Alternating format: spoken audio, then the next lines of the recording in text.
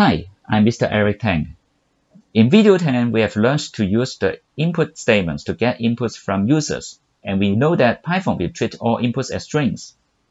If we want to do mathematical calculations by the input data, we have to change the data to either integer or floating point number data type.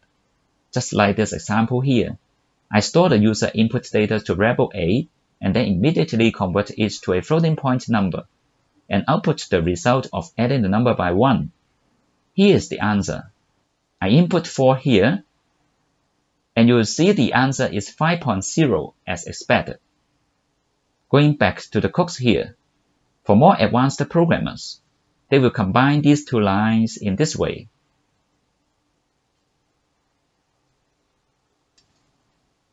Okay, let me explain these statements.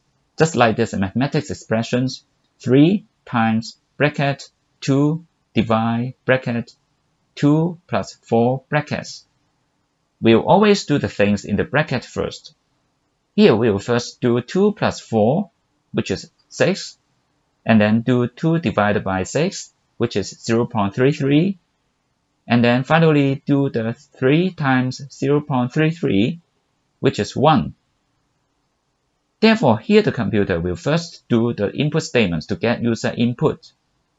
Suppose a user inputs 3.8, and then the input data will be put to the float function, and then the data will be treated as a floating point number, and the floating point number will finally stored to A.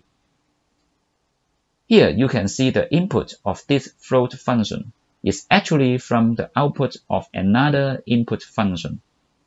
We call this nesting of functions. It's just like a bird nest. The brackets are like each layer of the bird nest. Another way of seeing nesting is that we can treat each function as a machine. Here, as you can see, the machine called input will get the input from the user, and the output of this input machine will be fed into the other machine called float. The output of this float machine will then finally stored in the variable A.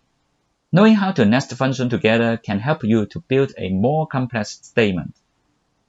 Let's go back to the codes. Here we can further nest functions together.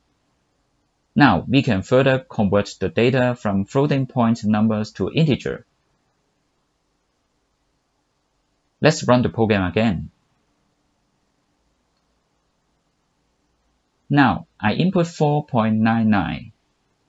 You see, the input is treated as 4, and the output of adding 1 is 5. Thanks for watching. If you liked this video, you can give me a like or subscribe my channel. Goodbye.